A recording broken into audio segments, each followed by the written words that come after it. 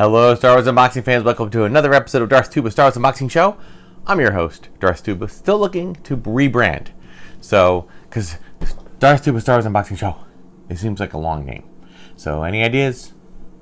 Let me know. I'm looking for something that has Darth Tuba in it, but then something else. Seems like a lot of the cool sayings are already taken. I've been doing some research. So, any help? We'll crowdsource it, see if something happens. Got a couple of new items to unbox. We have a vintage collection figure, and then we have some Micro Galaxy Squadron, which I will get to in a little bit. I'm actually not a collector of these, but I do sometimes like to pick up a few things that I find unique. But let's get to our vintage collection action figure. I believe it is only one, maybe. Just making sure. Yes, it is only one. Carefully packed. Thank you, Entertainment Earth, as usual, for doing such a beautiful packing job. And we are now at the VC 313 300 figures. Oh my goodness. But we have Grogu.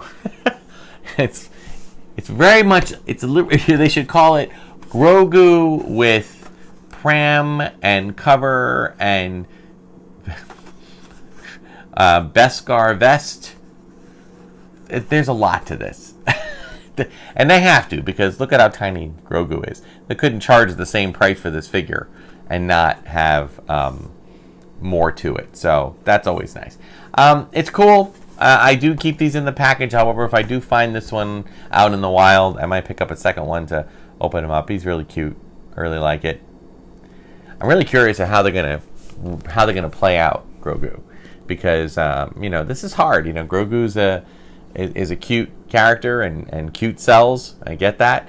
But, eventually, Grogu, even though Grogu's can age slowly, is still going to have to age. And still going to have to learn to talk and stuff. So, we'll see. Are they going to have the same problem that they do with the Brady Bunch kids when they get older? They don't have the cute factor anymore. So now they have to bring in, they're going to bring in Cousin Oliver Grogu, like the young one. Kids, if you don't get that Brady Bunch reference, I'm not going to explain it. Ask your parents. Anyway. So there he is. He's cute. Sadly, the smaller figure, he doesn't have a lot of articulation. He's basically just a little piece of plastic with two movable arms and a spinny head, which is fine for what the character is. But it's nice that he comes with the pram and everything else. So there we go. Now, next one I want to do is a mystery vehicle and figure from Micro Galaxy Squadron. Okay, as I said, I'm not a collector of these vehicles. However, if there's a vehicle that is something that I haven't ever gotten in a regular action, 3 3/4 inch action figure size, then I try to pick it up. This, however, is just a blind box. Okay, that you can see on the side what kind of things you can get. Looks like it's going to be more than likely. Okay, so it looks like if you look here, you can see that there are 5 common ones, and they look like speeders with a small figure. And then there's 3 that are what they call chase figures. And for those who've never done a blind box, a chase figure is simply a figure that is kind of a little bit more rare, and you try to chase after it. So I have no idea what I'm getting. I'm not really trying to collect them all, so I don't really care whether I get a chase figure or not. But we'll see what we have here. Looks like I did not get a chase figure. It looks like this is a. Hang on a second. It's not a speeder, actually. In fact, it is a. It looks like just a laser gun. Comes with a cute little stand, and I think you can actually put the stormtrooper in like this little kind of thing, so it looks like he doesn't get lost, which I kind of like.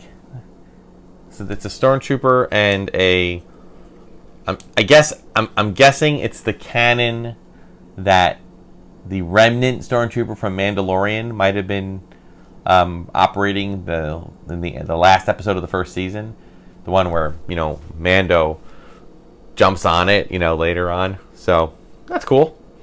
All right, not bad. And this is the one, though, that I was real excited about. The Bongo. The Gungan Bongo submarine. Where's Lisa going? I always loved the design of this vehicle. I always thought it was a cool, it was like kind of the new area in Star Wars at that point that we had really not explored, which was underwater.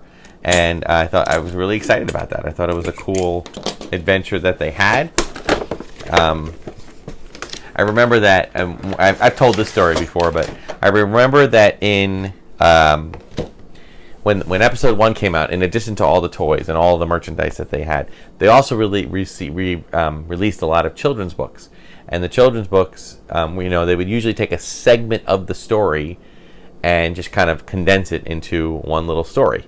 And there was one for like really, really young readers. It was called Jar Jar's Big Mistake, and they basically told a story where Jar Jar, tried to eat the frog off the concession stand, and the alien was like, "You got to pay for that. It's 20 whoopee or whatever." And then there was another story about the sub going through the water and getting almost eaten by a fish, and that kind of thing. So, all right, let me see if I can. Yeah, these are.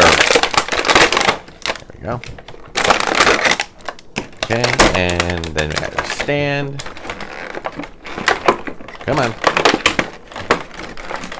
All right, there we go. Okay, so it looks like this just goes in like that. It's cool. Okay, and kind of fits, looks like. So yeah, I don't think they certainly didn't make this into a full-size vehicle. Definitely not. Now, my question is, oh, there we go. Now, it looks like it's got, it's got the little things that open up here and here. Now, and there it is. Okay, so you have your 3 little compartments. It's a nice size, actually. It's a nice size vehicle. And, of course, they had a 25th anniversary 25th anniversary of Phantom Menace, which is cool. So let's get these guys in here. It comes with looks like an Obi-Wan figure. Why will you banish Jar Jar?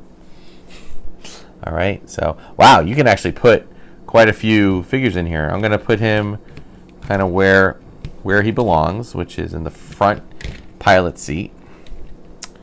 And then Jar Jar. Everybody's, you'll love him, you hate him. He's kind of making a comeback, and I'm happy about it. I really am. I'm happy about.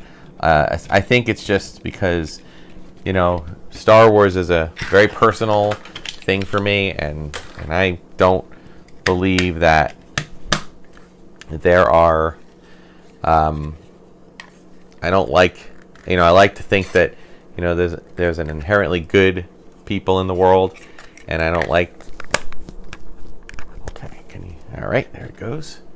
So I put the stand like this, and you can kind of steer them different ways. I will say that it seems like this is a little bit hard to get in, so you have to be careful with that. But overall, pretty good. All right, so. Yeah, it looks like if you get the ball bearing deep enough in there, it does kind of move. Oh, nope, I'm wrong. Unless I have it going the wrong way. It just looks like it's just there. Yeah, it's very. I don't want to get too. Yeah, it's a little bit. I'm not too thrilled with the stand.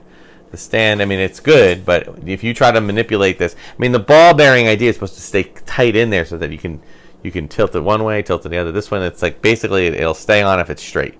So I'll put these 2 guys together, and they'll not that wrong decades. I know, but I just like having a Bongo in the collection because I think other than the titanium, which I actually got rid of, I'm selling them off. I don't have a Bongo, so I think I did have a Lego at one point too. So, but this is like closest that I'm going to get to 3 3/4 inch. Although I'm sure someone's 3D printing it these days, right? So anyway.